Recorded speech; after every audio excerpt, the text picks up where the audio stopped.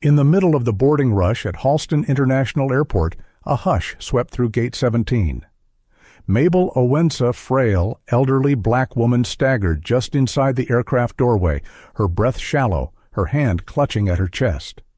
Gasps rippled through the passengers as her knees buckled, but before concern could bloom into aid, flight attendant Jillian Cross was there, blonde hair in a taut bun, lips curled in disapproval.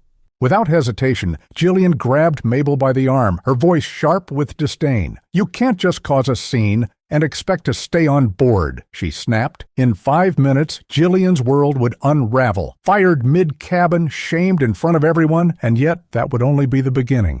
Mabel, with her quiet strength, carried a secret that would ignite something far bigger, a reckoning that would reach far beyond the tarmac. But first, tell us where you're watching from. If you stand for justice, hit like, subscribe, and stay tuned for the next gripping turn in this tale. Jillian Cross stood at the front of the Crest Air A320, her navy blazer crisp, not a thread out of place. Her hazel eyes scanned the line of boarding passengers with military precision.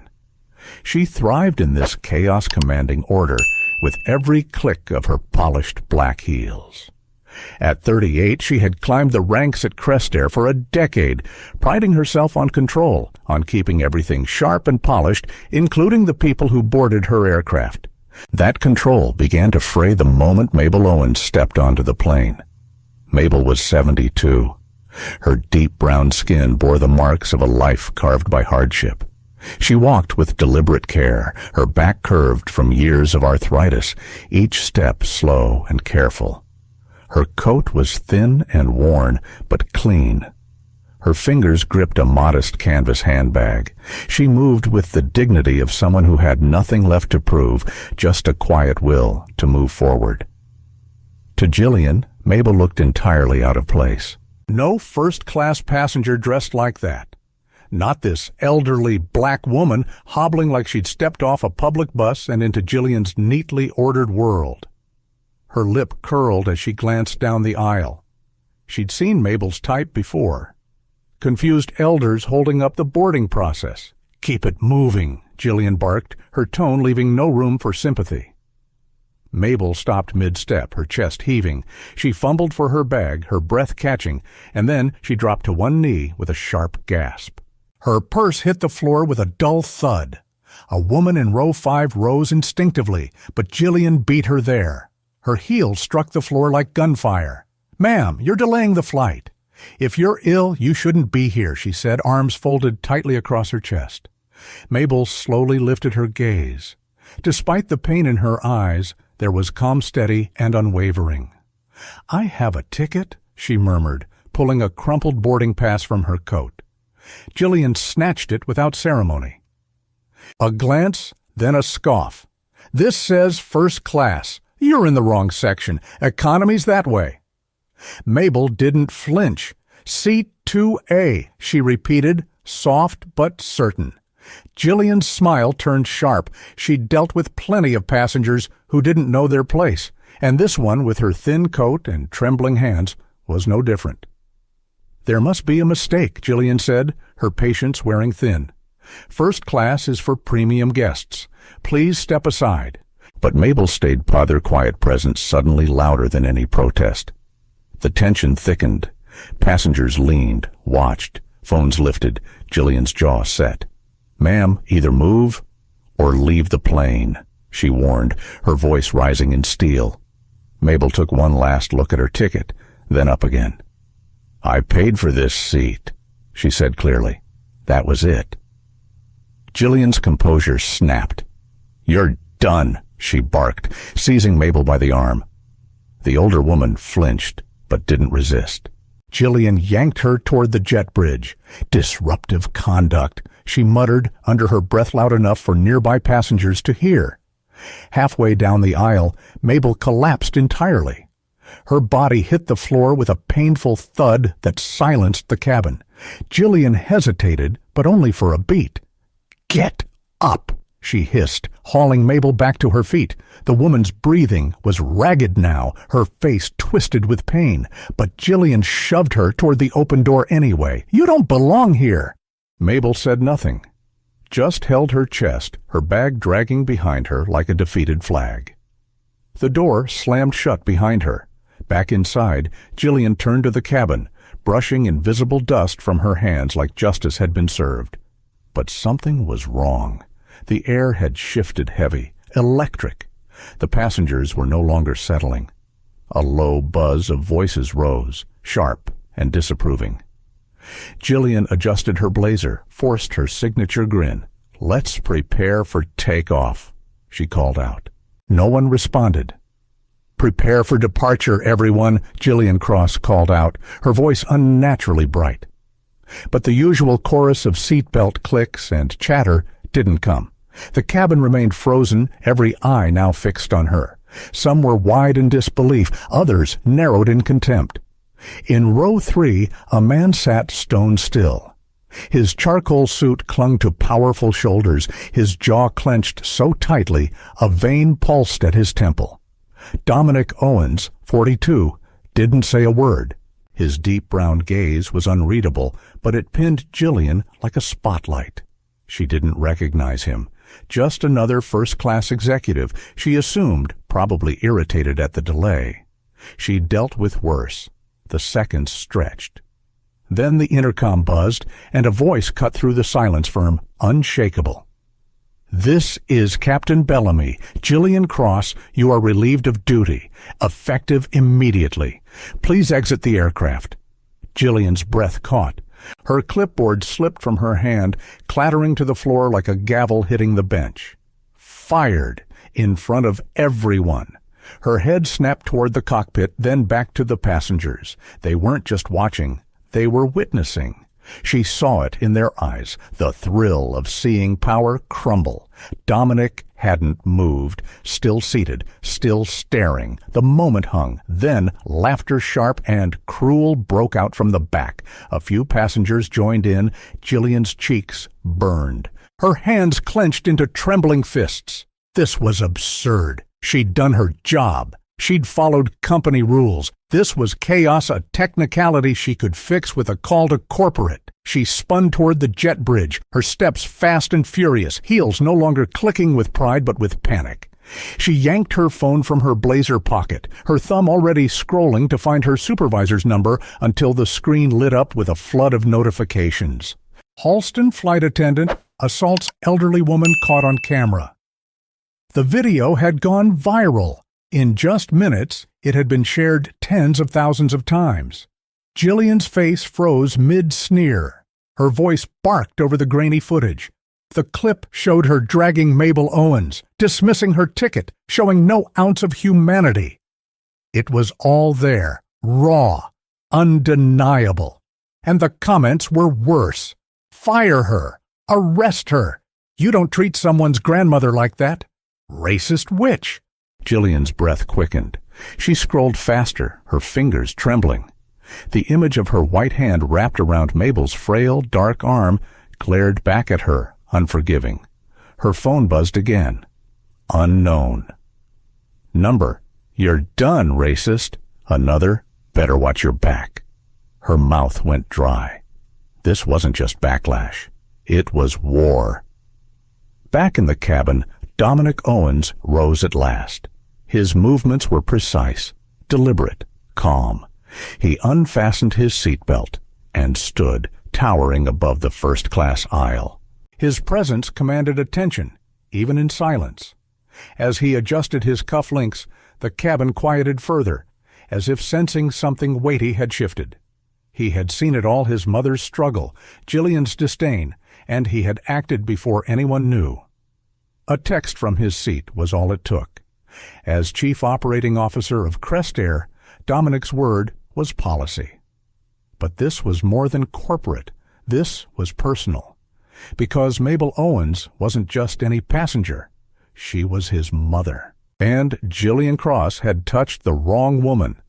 Meanwhile, at Halston Terminal, Jillian stepped off the jet bridge into the chaos. Her blazer was gone now, traded for a slouchy gray hoodie. Her tight bun had unraveled into a tangled mess. But she walked with stubborn pride, still clinging to the idea that this could be reversed. It was a fluke. A captain caving under pressure. She'd be back in uniform by next week. She even let herself smirk at the thought of Mabel Week, slow, left behind. Jillian had won, hadn't she? But the terminal told a different story. A sound distant at first rumbled through the building. Not mechanical, not airport noise. It was human, rhythmic, angry, chanting. She turned the corner and stopped cold. A crowd had formed, 50 people strong, faces shining with fury. Black and brown voices unified behind cardboard signs painted in bold red. Justice for Mabel, accountability now. No fly list for hate phones pointed at her. Eyes narrowed like rifle barrels. At the front stood a man in a leather jacket, his voice booming. There she is, the one who threw an elderly woman off a plane. Jillian's heart dropped. The firing was one thing, but this was something else entirely. It was a misunderstanding. She shouted, backing up, her voice cracking. She collapsed. I didn't know, but the crowd didn't care. A soda can flew at her shoulder. Cold liquid soaked into her hoodie. Crumpled napkins and half-eaten food followed. A burger slapped her cheek, greasy and humiliating.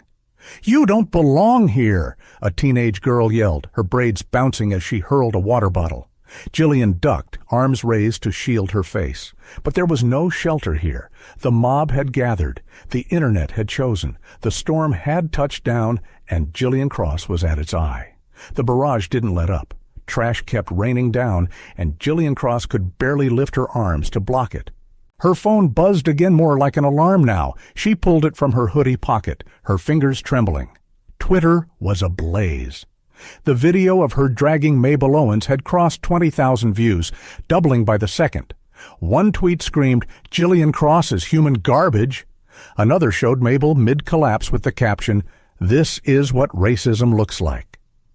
Her screen lit up with anonymous texts. "We know where you live. You're dead, witch. Rot in hell." Her breath hitched. The smugness she wore like armor was gone, stripped away, and replaced by a choking, clawing panic. She shoved through the edge of the crowd, shoulder-checking someone as the wave surged behind her. "Coward!" someone screamed. "Face what you did!" A man grabbed her sleeve, trying to stop her. She ripped free, stumbling forward. Her sneakers screeched across the polished floor as she ran. Her ribs ached, lungs burning, but she didn't stop until she reached a narrow service corridor. She slammed the door behind her and leaned against the cold metal, gasping for air, like she'd just escaped a wildfire. She wouldn't fall apart, not yet. Her phone buzzed again. A fresh headline, Crest Air fires flight attendant after viral video of assault on elderly black passenger. The word assault hit harder than any soda can. "I didn't assault anyone," she whispered to no one. "I was doing my job." But the video painted a cruel picture, her white hands gripping Mabel's arm. Her sneer sharp as a blade, her voice loud and cold. Every second of it screamed what she hadn't meant to say. She didn't belong, and now the world believed it. Her fingers scrolled, frantic. Comment after comment spat venom. "She's a monster, just another racist in uniform. Not today, Satan." A fist emoji, a hangman emoji. Her smirk was gone. What replaced it was a twisted grimace and the realization that this wasn't a firing. This was a public execution. Back on the plane, Dominic Owens sat still as stone in seat 3A. His charcoal suit looked untouched, his posture calm. His large hands rested quietly in his lap. He hadn't needed to stand, hadn't needed to yell. Just one text to the captain, and Jillian was gone. That power came with his title, Chief Operating Officer of Crest Air. But that's not why he acted. It was because of his mother. Mabel Owens, who was now being wheeled down the terminal by a concerned gate agent, her breath still shallow, her dignity barely intact. Dominic's jaw flexed. A single vein throbbed at his temple. Jillian Cross had no idea who she had grabbed, no clue that the frail woman she humiliated had a son sitting just rows away, watching every second. And now? He sent one more message. 2. Human Resources Blacklist Jillian Cross. Every major carrier. Effective immediately. This wasn't just about discipline. It was personal. And the crowd outside? That was just the beginning. Back in the corridor, Jillian clung to the wall, her breath short. The crowd's chant echoed beyond the door. Mabel! Mabel! Mabel! A rhythm of fury pounding against the terminal's walls like a war drum. She peeked through the narrow window. Her stomach dropped. The crowd had doubled. At least 100 now. Phones held high. Signs waving, "Ban her," from the skies. Justice for Mabel enough is enough. She thought she had controlled the situation, but this wasn't a situation. This was a collapse, and she was standing dead center in the crater. Her phone buzzed again. A name flashed across the screen. Evan. Relief flooded her. He'd help. He had to. She answered. "Evan, thank God. You've got to help me. I'm stuck." I silenced, then his voice, ice cold.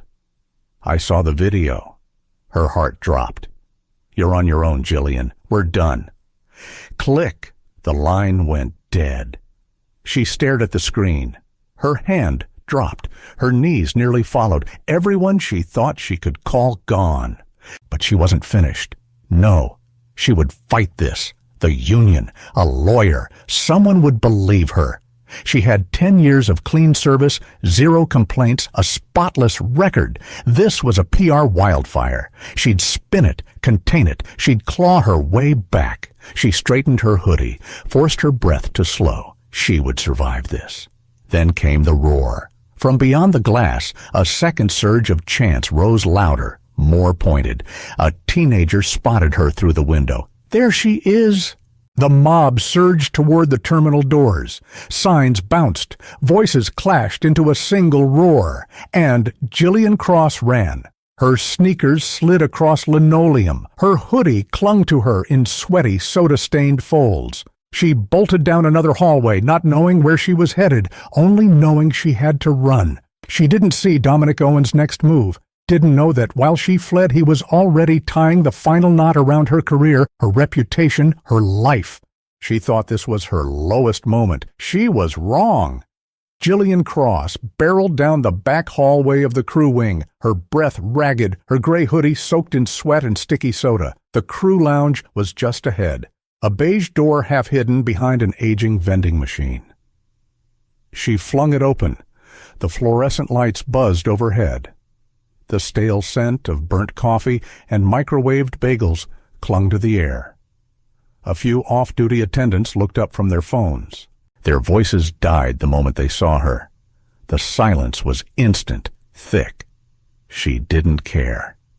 Jillian beelined for a corner table, her hands shaking as she yanked her phone from her bag and scrolled to her last hope. Ray Mercer, her union rep.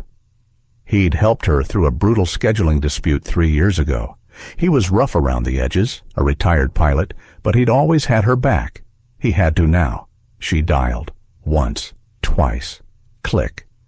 "Ray, it's Jillian," she gasped. "They just fired me." "Right there on the plane. You've got to help me." Silence. Then Ray's voice came through, low and tight like he'd been preparing for this call all morning. "I saw the footage, Jillian. You're radioactive. The union's hands are tied." Her gut dropped. "Wait, no, listen, it wasn't what it looked like." She collapsed. I thought she was stalling. I was trying to keep the flight on time. "You know me, Ray. 10 years, not one complaint. Clean file." He let out a long sigh, one that cut deeper than any accusation. "Doesn't matter. This isn't about policy, it's about optics. Crest Air wants to clean house. And we're not torching our reputation for you. I'm sorry." The line clicked dead. Jillian stared at her screen in disbelief. Her heart thudded in her ears. Sorry, that was it? After everything? She hit redial, straight to voicemail. "Ray, you can't just drop me," she hissed, her voice cracking as she slammed the phone on the table. The room was quiet again, but this silence was sharper now, judging. Amy Connors, a young redhead Jillian had personally trained last year, looked away. Her hands trembled around her coffee cup. No one else spoke. No one moved. Jillian might as well have been invisible. Then the door opened. A woman in a navy suit stepped inside, tablet clutched against her chest like a shield. Her short gray hair was sleek, her expression locked in corporate neutrality. Sharon Pike, Operations Supervisor. She didn't need to ask Jillian's name. Jillian Cross, she said flatly, even though everyone in the room already knew who she was. Jillian stood, her voice tight. Yeah, what's this about? Sharon's eyes flicked to her tablet, then back up. Cold. Final. You are no longer employed by Crest Air. Turn over your badge and uniform, now. Jillian blinked. I was just fired 5 minutes ago. You can't do this here. Orders from executive, you're done. Sharon stepped closer, her eyes unflinching. Badge, uniform, this won't take long. Jillian's hands clenched. This was Dominic Owens, the man from row 3. He'd made a call, pulled strings from a seatbelt. The COO of the airline had wiped her off the map. Over his mother. Her thoughts swirled, but Sharon was unmoved. Jillian reached into her bag, pulling out her ID badge, the one with her photo and polished silver wings. She'd worn it with pride for years. Now it felt like dead weight. She placed it on the table. It landed with a dull clink that echoed louder than her voice ever could. Sharon tapped her tablet again, the hoodie too. It's company property. Jillian's cheeks flushed. I'm not stripping in front of everyone. You can use the locker room, but it's coming off. Jillian grabbed her bag, storming out. Her sneakers squeaked against the floor. In the locker room, she peeled off the Crest Air hoodie, revealing a plain white t-shirt underneath. She dug out her old blazer from the bottom of her bag, the one she wore her first day on the job. It smelled like ambition and the past. She folded the hoodie and blazer. Her fingers trembled as she handed them to Sharon back in the lounge. Sharon didn't blink, didn't flinch. She simply handed over a piece of paper. Sign. Jillian glanced at the termination slip. 1 page. No review, no process. Just a signature. Under conduct violation, irreversible dismissal. Her eyes blurred. Her name scratched across the line like a final breath. Sharon turned to leave, but paused at the door. Don't come back. Then she was gone. The lounge stayed silent. A whisper passed between Amy and another attendant, but no one spoke to her. No one stood up. Jillian Cross, once the queen of this room, now felt like a ghost. She left with her bag slung over her shoulder, her plain white t-shirt stark and exposed. No badge, no rank, no crew. Outside, Halston Terminal roared with sound. The mob had grown. Twice as many, their chants now deeper, angrier, more rhythmic. Justice for Mabel, justice for Mabel. Some held up signs with Mabel's photo captured from the viral video, her crumpled frame, her pained face frozen in time, a symbol, a spark. Jillian stared at the faces.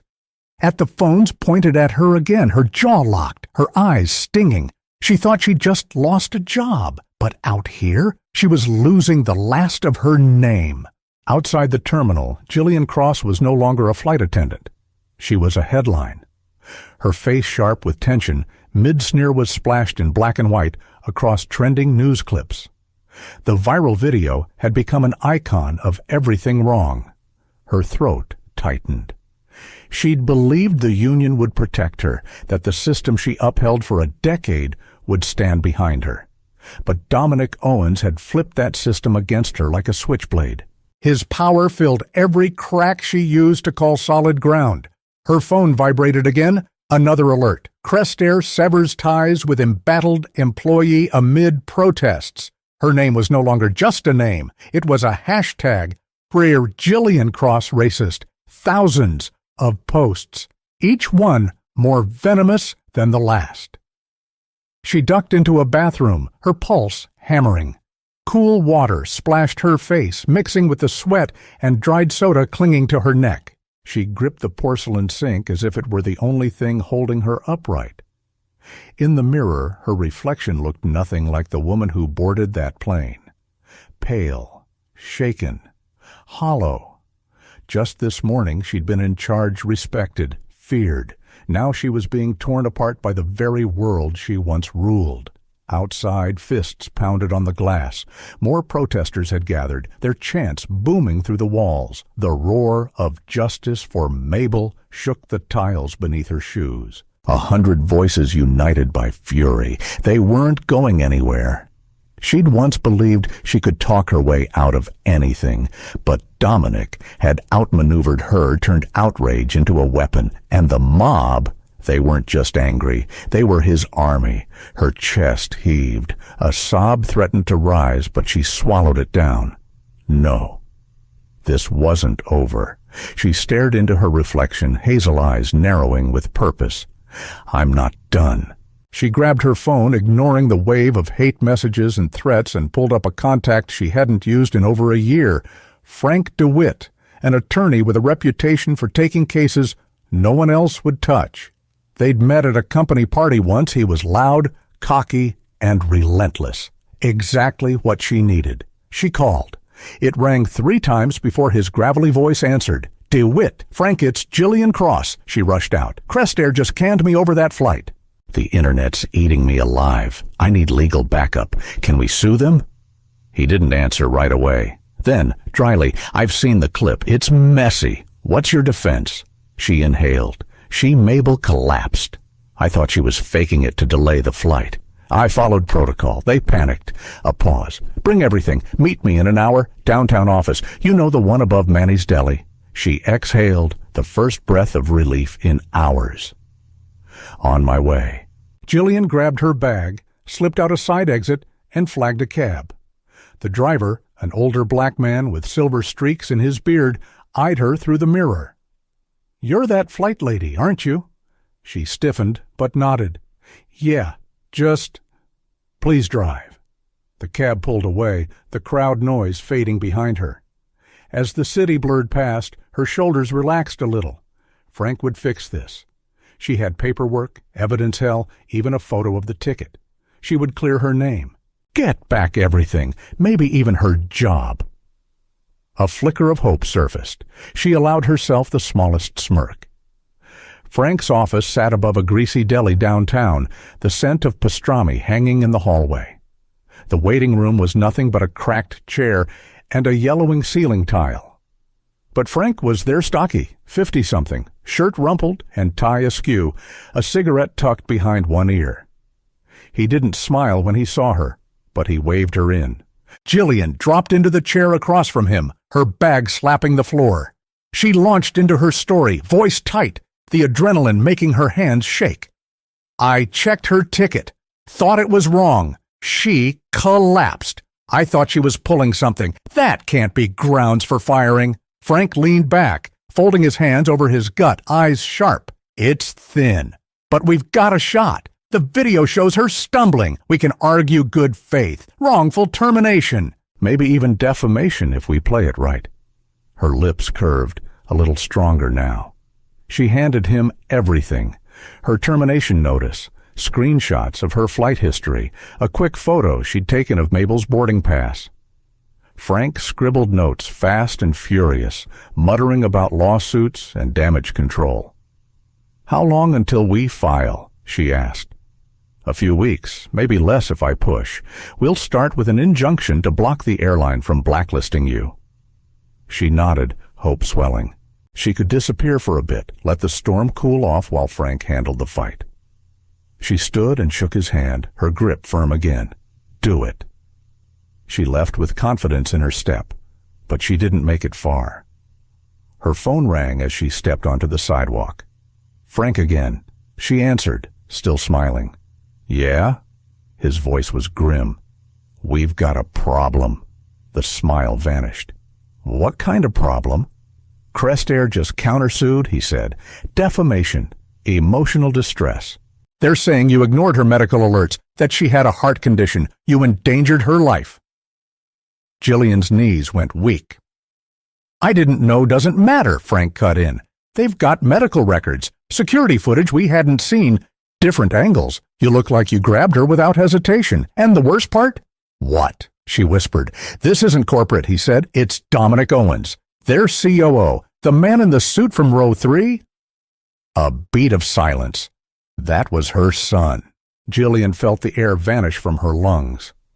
She hadn't just messed up protocol. She'd declared war on someone who had the power and motive to ruin her, and he had just fired the first shot. A news van screeched to the curb, tires spitting water across the sidewalk. A reporter leapt out, microphone already aimed. Jillian Cross. Crestair says you nearly caused an elderly passenger's death. Any comment? Jillian flinched. Her bag slipped from her shoulder. The camera kept rolling, catching her wide-eyed silence. From her phone, Frank DeWitt's voice crackled.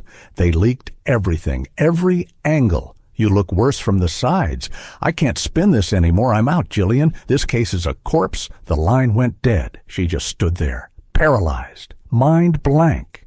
Then instinct took over. She shoved past the reporter as the crowd spilled out from nearby blocks. Phones flashed. Voices rose. Murderer! Someone screamed. Racist! Yelled a teenager, his fist raised high. A stroller-wielding woman cursed her out, blocking her path. Her cab, gone. The driver had taken one look and bailed. She ran. Her sneakers pounded wet pavement, lungs burning. A new notification lit up her screen as she ducked into an alley. She tapped it with shaking fingers. New angle. High resolution. Her voice. Her sneer. Mabel's face contorted in pain. Jillian's voice rang crystal clear. You don't belong here. Then a hard-cut Mabel on a stretcher, EMTs swarming, and Dominic Owens standing nearby, a statue in a tailored suit, his face unreadable, unflinching. The clip ended. Comments poured in. She knew. Lock her up. Let her burn. Her stomach churned. Her throat burned. That wasn't who she was it? She bolted again. The alley didn't offer safety. Her feet carried her to the one place that might her apartment. But as she rounded the block, her breath hitched. Glass exploded. A brick smashed through her living room window. Protesters were already there at least a dozen. Their voices thundered up the street. Jillian Cross, come out! A bottle soared through the air. A Molotov. Flames roared to life behind the curtains. Smoke spilled from the window. The apartment she'd built over 5 steady years engulfed. Jillian froze, bag slipping from her shoulder. Her plain white t-shirt clung to her chest like a target in the fading light. Sirens wailed, but still distant. The crowd turned and saw her. There she is! A man roared, dreadlocks swinging as he charged forward. She ran again. Her ribs ached. Her throat burned. Her mind screamed. Dominic hadn't just filed a lawsuit. He'd painted her as a monster, and the world believed it. The video wasn't a shield. It was her execution. She thought she was striking back with Frank, but all she'd done was light a fuse. Jillian sprinted through the streets of Langston, smoke from her burning apartment still stinging her eyes. Behind her, the roar of the protest dimmed, but it echoed in her bones. Her bag was gone. Her ribs screamed with each breath. She needed a lifeline. There was only one left. Tessa, her sister, 30 miles away in Briar Glen. The last person who might still care. She ducked into a dingy gas station, the clerk barely glancing at her as she stumbled toward the phone rack. Her own device was gone, dropped somewhere in the chaos. She fumbled crumpled bills onto the counter and grabbed a prepaid phone. Her hands trembled as she dialed. Each ring stabbed deeper. Then, "Hello? Tess, it's me," Jillian whispered. "My apartment's gone. They torched it. Please, I just need to stay one night." Silence. Then a choked breath on the other end. "I can't, Jillian." Her throat tightened. "What? Why?" Bryce saw the footage. Tessa said, her voice cracking. "He's furious. Says you're toxic. He won't let you near the kids." Jillian staggered against the station wall. "Come on, Tess. You know me." "I'm not." "Not what?" Her sister cut in, voice hard now.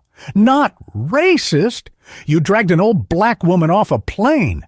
You smirked. It wasn't just a mistake. It was who you are. Jillian's mouth opened, but nothing came out. "You're not welcome here. Tessa said. "Don't call again." The line went dead. Jillian stared at the phone. Her sister, her anchor, gone.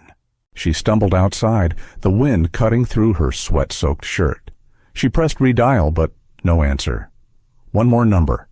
Connor, her oldest friend, the one who stuck through everything, breakups, layoffs, her dad's funeral. He answered on the first ring. Gruff. Familiar. "Connor, it's me. I'm in deep. I need you." Silence. "I saw it, Jill," he said finally. "That video? You brought this on yourself." Another pause. "The coldest one yet. I'm out." Click. The words hit harder than the brick. She dropped to the ground, back pressed to the gas station wall. The prepaid phone slipped from her hand and cracked on the pavement. Everyone she'd ever leaned on gone. Cut off in a matter of minutes. The fire she sparked had consumed everything. Her gaze drifted to a flickering TV inside the gas station. A news ticker rolled across the bottom. New allegations emerge. Jillian Cross and a history of discrimination. Her pulse stopped. On screen, a younger photo of her laughing, pointing, mid-conversation. The caption below it, "They don't belong in first class." A quote she swore she never said. But now, it didn't matter. The world had made up its mind.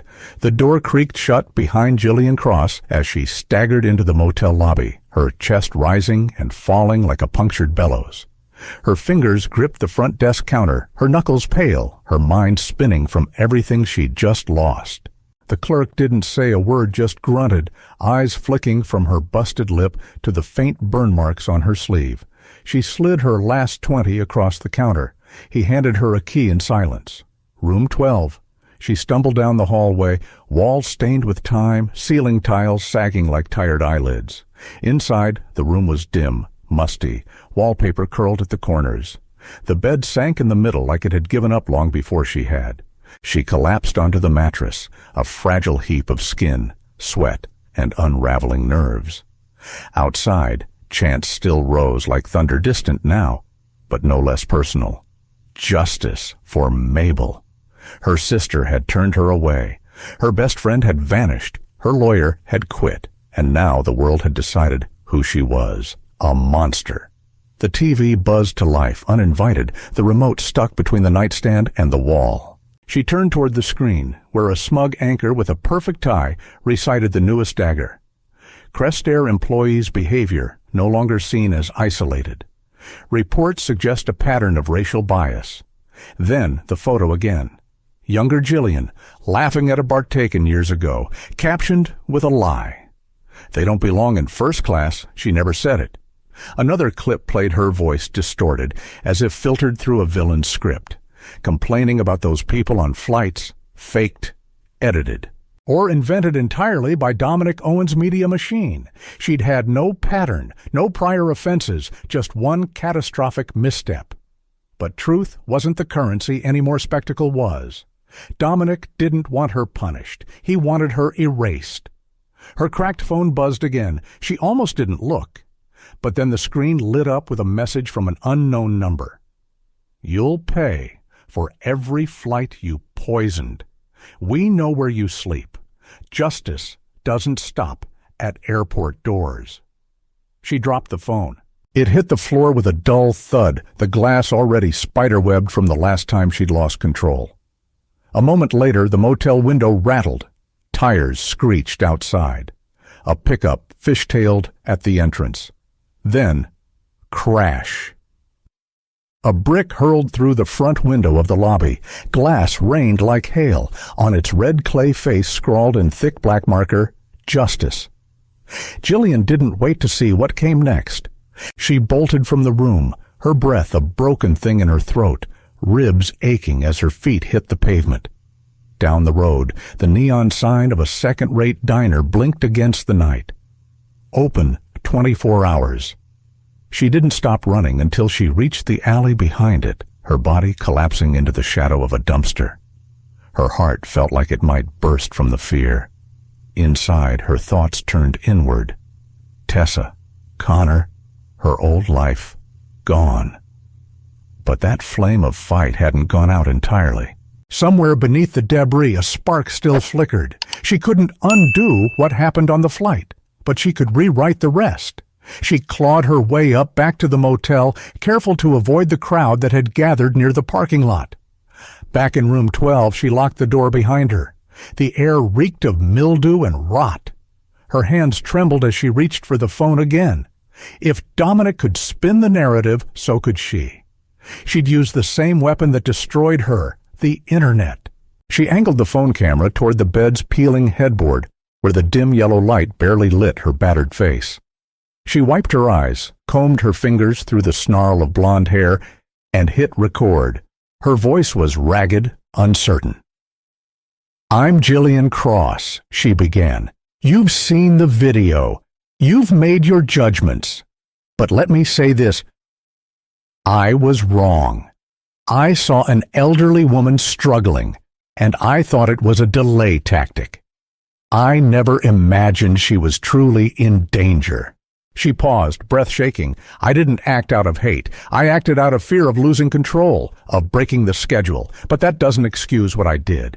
Tears welled, unforced this time. "To Mabel Owens, I am sorry. To everyone who saw themselves in her pain, I'm sorry I failed you. That's not who I want to be." She stopped the recording, her chest heaving, unsure if she'd spoken too much or too little. She replayed it once. The sincerity was there. The rawness, the heartbreak. She uploaded it to Streamly, then shared it across platforms, titled it, "My Side of the Story, A Real Apology." The phone buzzed, 10 views, 24, 86. Some comments came in ruthless, biting, too late, racist, crocodile tears, try crying in court. But others were different. "She looks broken. Maybe she's human after all. Everyone deserves a chance." For the first time in days, a fragile thread of hope tugged at her chest. Maybe this could turn. Maybe the tide hadn't drowned her yet. But she had no idea what Dominic Owens had planned next. The upload was live. Jillian Cross sat frozen on the edge of the motel bed, the blinking progress bar finally replaced by a single word. Published. Her apology video had entered the world. She watched as the numbers crept up slow, then fast. 10 views, 47, 128. Then came the flood of comments. Some expected, too little, too late. Tears don't erase trauma. But others, "She looks honest. Maybe we were wrong." This hit different. By the time it hit 1,000 views, Jillian's breath caught in her throat. For the first time in days, a spark, small but bright, flickered in her chest. Maybe this was working. The TV across the room blinked to life with a breaking update. The same anchor from earlier black hair, cold eyes delivered the news. Jillian Cross releases an emotional apology video. Public opinion begins to split. Her face filled the screen, red-eyed, trembling, exposed.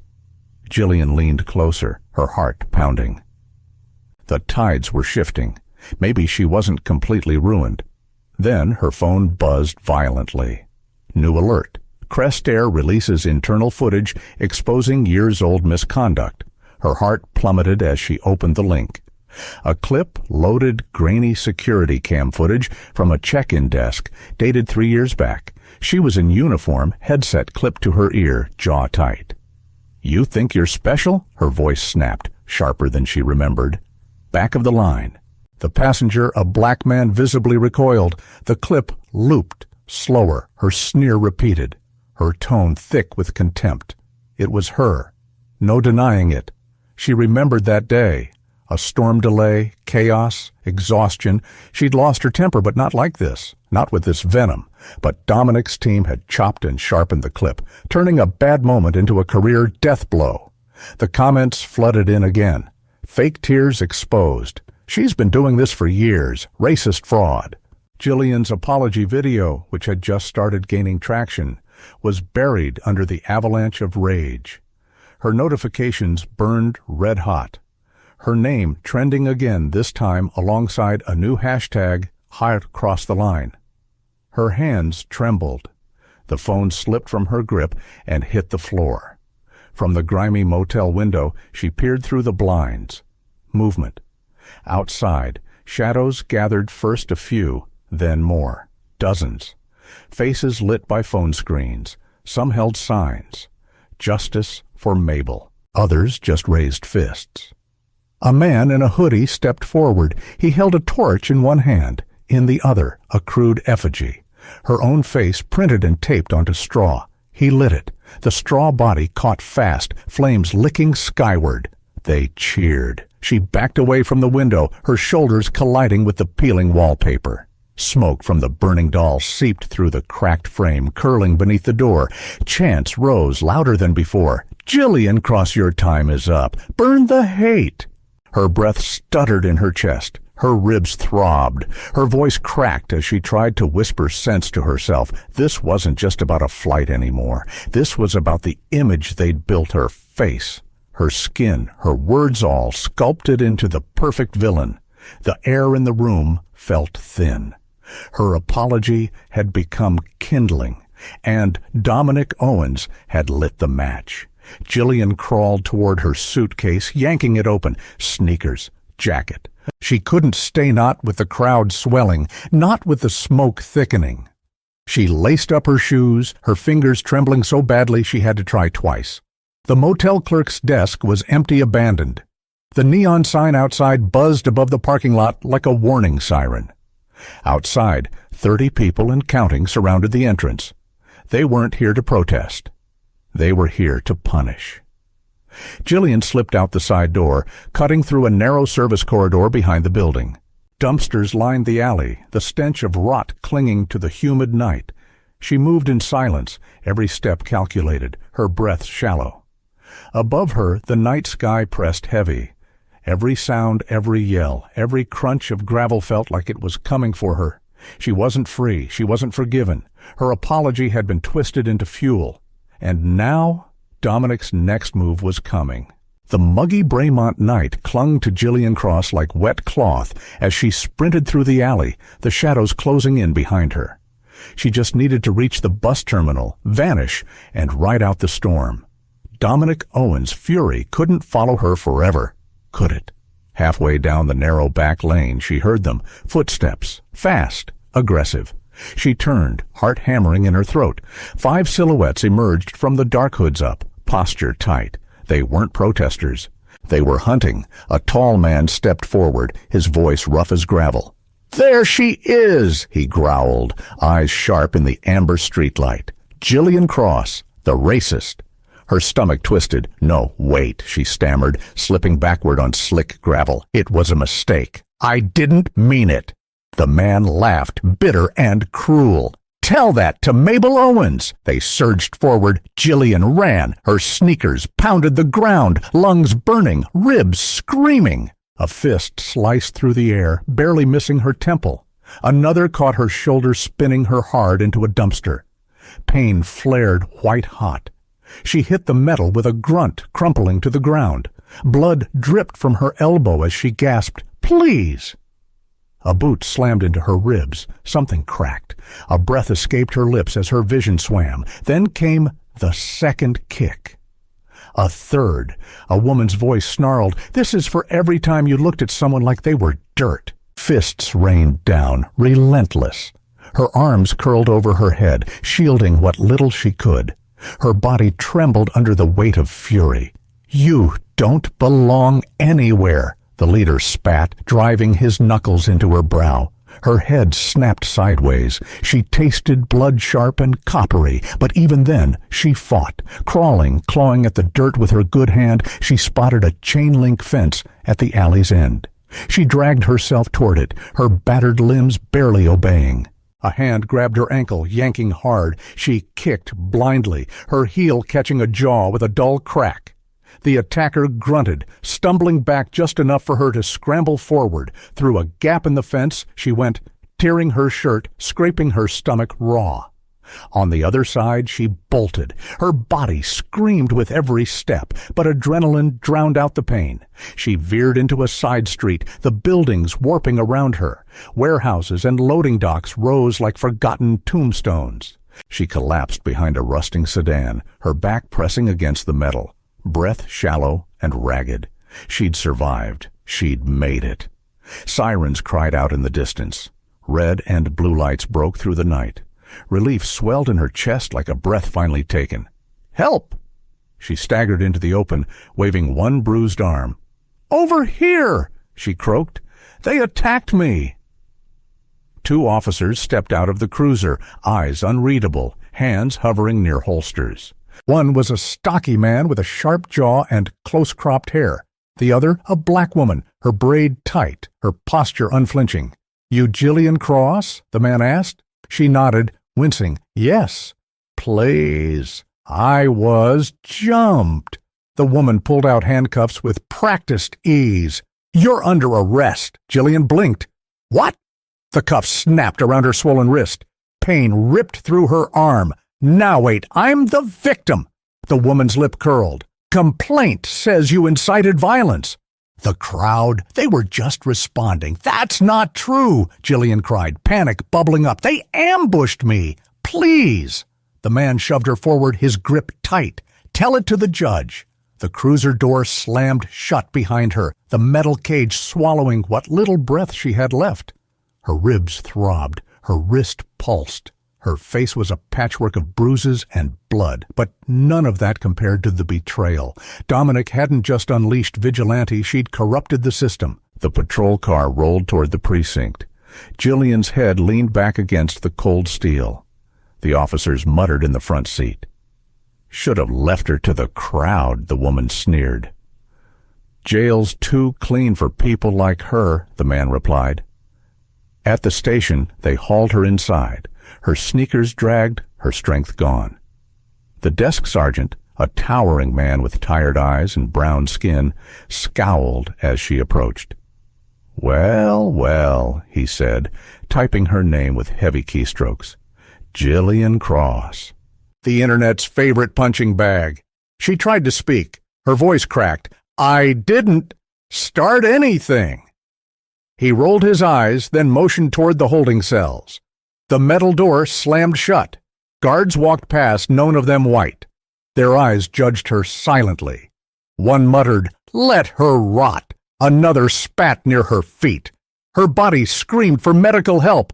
Her ribs were a fire pit, her wrist swelling to purple, but no one came. No doctor, no mercy. She sank onto the bench, her head in her hands, the room spinning. Dominic hadn't just ruined her reputation. He'd bent the very walls around her. The beating was brutal. But this cage, this was his masterpiece. And Gillian Once, Queen of the Skies, Mistress of Order, was now just another name in a booking system. She leaned her head against the wall, her final thought before darkness took her. This can't be the end. The guards' laughter echoed down the block as Gillian Cross sat hunched on the concrete bench, her wrist throbbing in its swollen state, ribs grinding with every breath. The harsh lights buzzed overhead, casting a pale glare over her bruised face and torn shirt, now more grime than white. Every plea for a medic had been ignored. The words "racist trash" kept bouncing between the bars like rubber bullets. Dominic Owens had cornered her like a fox in a trap. The beating had only been Act 1. Now came the part that would break her.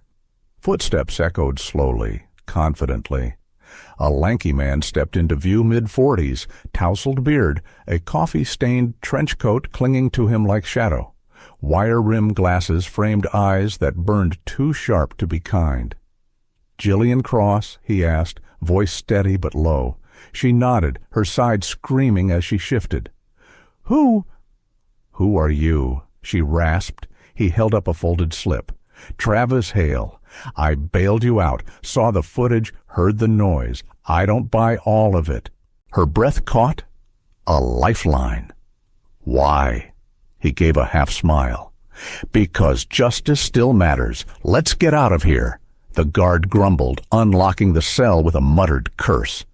Gillian staggered, clutching Travis's arm. His calm, solid presence steadied her.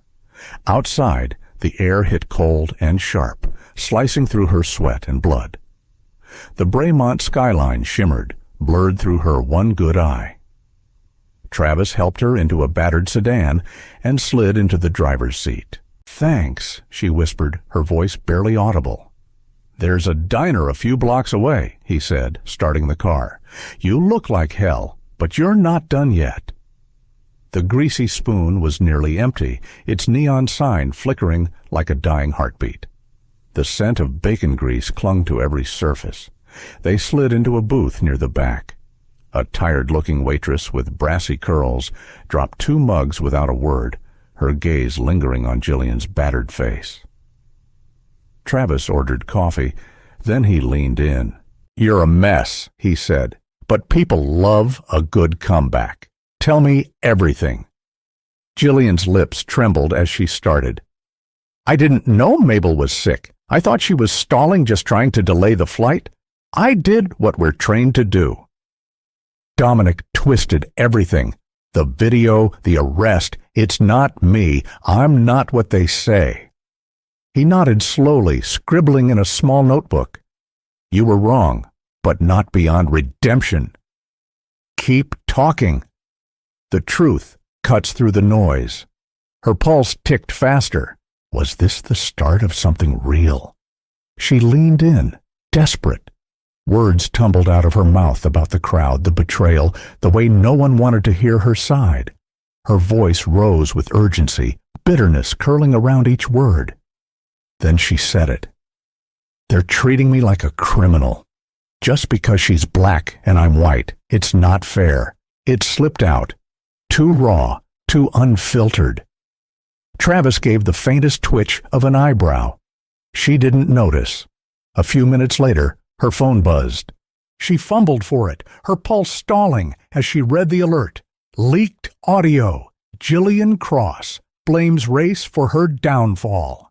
Her fingers trembled. She tapped the link.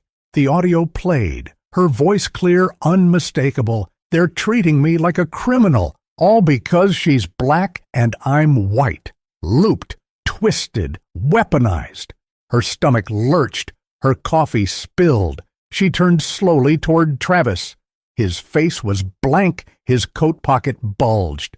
"A recorder! You bastard!" she hissed. She lunged across the table, her hand clawing for him. Her body screamed in protest, ribs searing. He stood, calmly stepping away, his smile gone. "I'm a journalist, Jillian, and truth sells."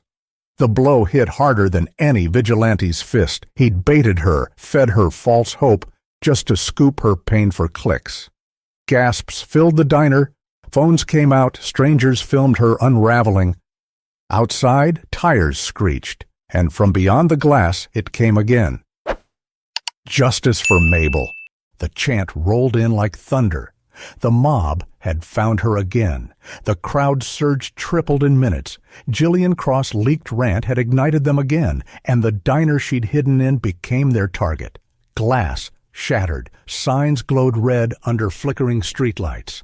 "Bigot of the Year." Her face printed above a blood-red crown. She barely had time to react when flames burst outside. Her borrowed sedan, torched by a Molotov cocktail, became an inferno, fire roaring up its sides like hell itself had been summoned. Travis Hale was gone, vanished into the night, and now Dominic Owen's web had closed. One more betrayal, one more cage. "What do you think, folks?" a voiceover might echo.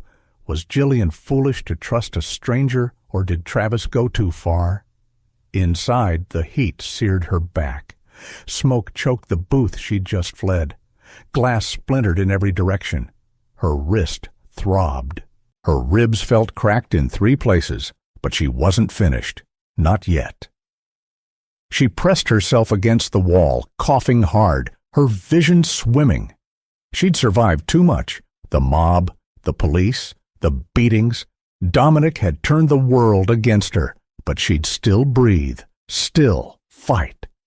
The front of the diner was a wall of fury faces pressed to the window, fists hammering the glass, signs slashing the air. Justice for Mabel. But they're hidden behind a counter, a narrow door. She lunged, slipping on spilled grease, nearly collapsing again, but she didn't stop. She shoved through, out into an alley lit by dumpster light and firelight behind her. The smoke trailed like a cape. She ran. Her lungs tore with every gasp. Her ribs shrieked. But rage kept her upright. She needed a weapon not to harm, but to fight back with truth. Dominic Owens had taken her name, her job, her past. She would take his secrets. 2 blocks away, the buzz of a neon sign beckoned. Benny's Pawn and Stuff. A greasy window, a blinking open. Inside, a wiry old clerk with a wandering eye barely looked up. She slapped her last crumpled 5 on the counter. "Burner phone," she rasped, her voice wrecked by smoke. Without a word, he slid one across a tiny battered device, black plastic, old enough to be forgettable. She snatched it and slipped into the corner. Her hands shook. Her body begged her to stop. But her mind lit up sharp with memory. Before she flew for crosswind air, she'd done back-end work crewing, logistics. She remembered those old log-in portals. Weak, sloppy, still running on half-secured networks. She punched in guesses. Admin 123, Airlink 2020, Flight Boss. Click. The dashboard opened. She was in. She searched, dug, and then pay dirt, a buried report 5 years old. Terrence Miles, a black mechanic, had flagged faulty inspections and flight safety violations. The man was silenced, the complaint buried. 2 days later, Terrence died in a hangar fire. The file had been sealed. The sign-off? Dominic Owens. Her breath caught. It was real, proof. She forwarded the report to a burner email, then posted it anonymously on X, formerly Twitter. Breaking! Horizon COO covered up death of whistleblower Terrence Miles. Truth Flight toshed justice for Terrence. She hit send. Watch the post go live. The TV behind the pawn shop counter played on mute her name across the ticker. Jillian Cross trapped in fire. Diner burns amid protests. They thought she was dead. Perfect. The tweet gained traction, hundreds of shares in minutes. Then, thousands. Justice for Terrence. Exposed Dominic Horizon stock dipped. The market blinked. Analysts stirred. Her name began to slip from trending. Dominic's name took its place. A grim smile split her busted lip. She'd done it. Hurt him. Turned his game against him. She slipped out of the shop and limped for miles, her path lit only by starlight and instinct. 10 miles out, tucked off a back road near an old layover route, she found it. A forgotten shack. She broke the latch, collapsed onto a dusty cot. Her ribs groaned, her wrist was numb, but her mind felt light. She'd won, hadn't she? Outside, the crickets chirped, and a cool wind passed through broken planks. Her eyes closed just for a moment. Twitter still roared, but her name had begun to fade. Dominic's was rising. She had struck back. A flicker of peace whispered in her chest. She didn't hear the low hum, didn't see the red blinking light slicing through the dark. But it was coming, and Dominic Owens wasn't finished. Jillian Cross slumped against the cracked wood of the abandoned shack, her breath ragged, her ribs a dull, constant scream. Blood soaked through her sleeve from the sniper's near miss. The drones buzzed overhead like vultures waiting to strike. For one fleeting second, she'd believed she'd won. The whistleblower file, the viral tweet. Dominic Owens cornered, his empire cracking. But he wasn't broken. He was evolving. The shot that grazed her arm was just his opening move. She had nowhere to run, but she ran anyway, through the woods, her sneakers slipping in wet earth, her limbs trembling with blood loss and terror. The red lights from the drones cut through the trees like lasers. She reached a clearing. A flickering yellow sign buzzed in the dark. Quick zip gas. She stumbled through the door, slamming her bloodied hand against the counter. The pimply teenager behind it blinked, stunned. "Phone," she rasped. "Now." He slid over a dusty landline. She yanked it toward her, dialed a number etched in her memory from a lifetime ago. Claire Voss, the last journalist who might still care about the truth. "Claire, it's Jillian. You have to listen. I've got proof Dominic Owens buried a whistleblower's death. Look on Twitter. It's real. His name was Terrence Miles. The line buzzed. Claire's voice came in sharp. Jillian Cross, the flight attendant? If this holds, it's explosive. Stay on. I'm pulling it up. A rush of hope. A breath she hadn't dared take in days. Then click, the line died. Flat. Empty. Claire! She screamed, her ribs flaring as she slammed the phone. Her heart thundered. The teenage clerk flinched. Then the TV over the counter blinked. News. Ticker scrolling. Breaking. Jillian Cross's whistleblower hoax exposed.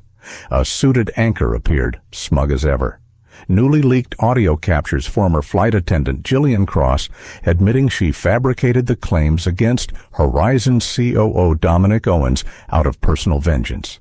The screen cut to grainy footage, her voice, twisted, I made it up, Terrence's death, just to hurt him.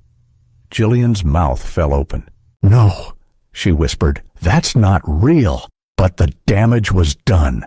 The fake confession spread like wildfire. The audio AI twisted, cold, damning was everywhere. Her story flipped again.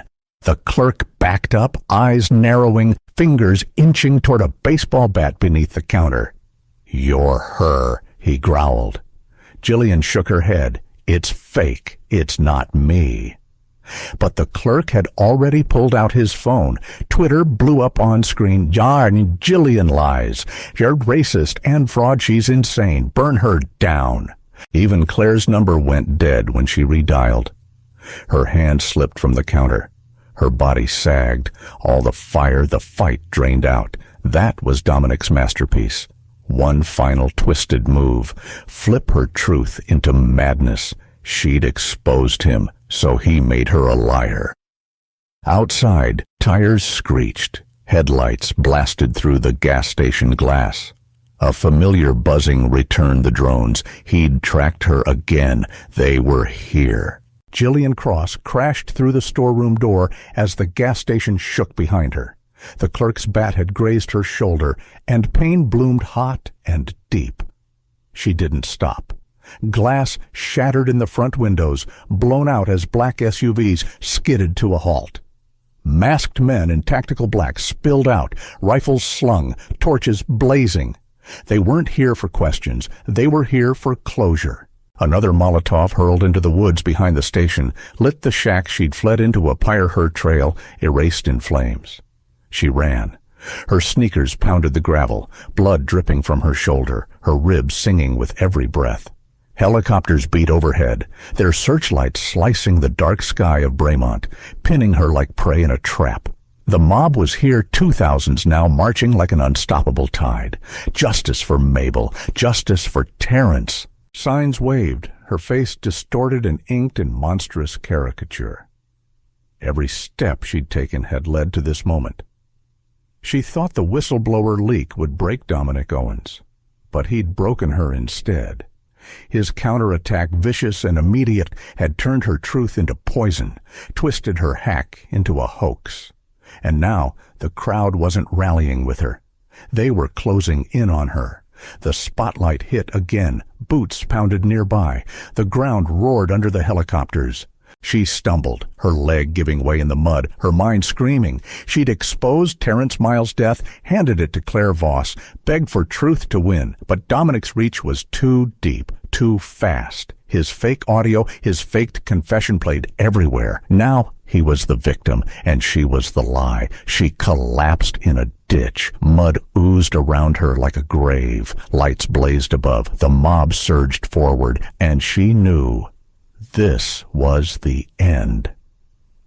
But something burned beneath the fear. A spark. A scream. A decision. She would not die crawling. Jillian Cross clawed her way from the sludge, her body trembling, her eyes swollen shut, her mind sharpened by rage. If she was going down, she was taking Dominic with her. She dragged herself into the woods again. No more running, no more hiding. She was going to end it one way or another. Jillian Cross screamed as the SWAT team pinned her, her cries drowned by sirens and the frenzied chants outside the warehouse. She attacked me, she shouted, her voice ragged with fury and disbelief.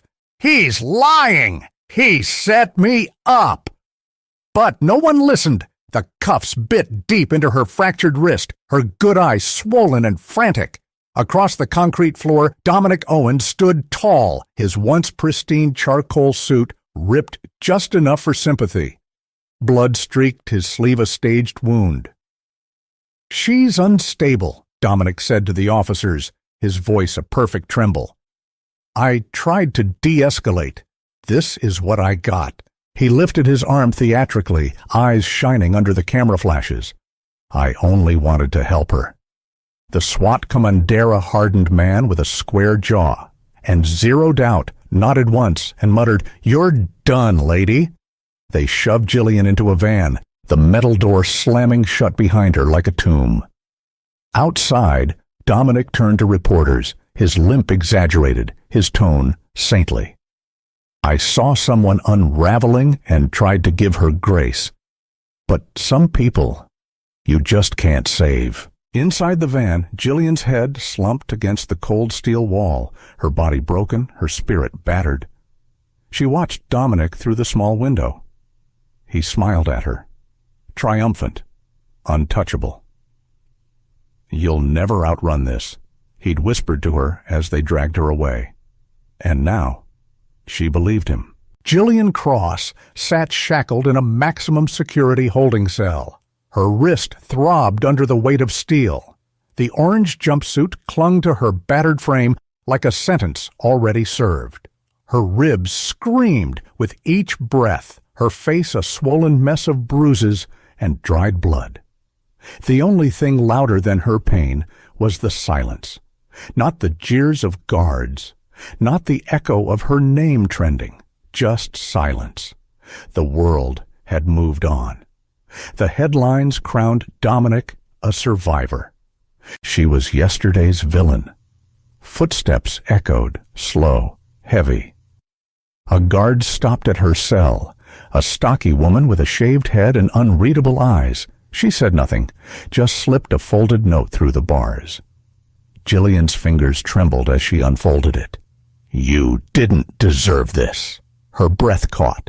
No signature, just 5 words. Hopea flicker, faint and treacherous, stirred. Who? Not Dominic, not her sister, not Jake, not Claire. She lifted her eyes to the guard, who held her gaze for half a beat longer than necessary.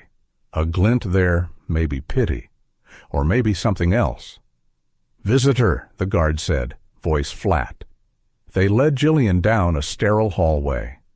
The visitor's booth was all cold surfaces and thicker glass. One chair waited. She shuffled in, sat, and froze. Across the plexiglass sat Mabel Owens, not in a wheelchair, not hooked to oxygen, upright, composed, her silver hair pulled back, her black dress plain but crisp, her cane resting against the glass like a gavel. Jillian's mouth went dry. "You," she croaked, every breath pain. Mabel nodded. "Me?" Her voice was soft, but behind it steel. The same steel that had stood silent on the plane, the same steel that had outplayed an airline, a mob, and now, her. "You were supposed to be dying," Jillian whispered. Dominic said nothing. "I didn't tell him to," Mabel replied smoothly. "You think he orchestrated all of this?" "No. He followed my plan." Jillian's stomach lurched. "What are you talking about?" Mabel's eyes never wavered. "You don't remember me, do you? But I remember you. Flight after flight, year after year. You never looked twice, never questioned why the same woman, quiet, polite, was always pushed back, talked down to, ignored. I was following protocol." "No," Mabel said. "You were enforcing hierarchy. You saw my skin, my clothes, my age, and dismissed me. Again and again. You didn't know me, but I knew you. I watched you. I recorded every slight, every look." Jillian's blood ran cold. "All these years," Mabel continued, "you weren't just a bad day. You were a pattern, a quiet cruelty, and you never saw it. Jillian's eyes welled. You planned this? The video? The crowd? The leak? I didn't fake your voice, Jillian. I didn't drag you off the cliff. I just gave you the nudge. Across the glass, Mabel Owens leaned in, her voice low, calm, devastating. You lit the fire. I just handed you the match. Jillian Cross sat crumpled on the cold cell floor, her body broken but her mind trapped in the final echo of Mabel Owens' parting words. I took your life like you took my dignity, and I'd do it again.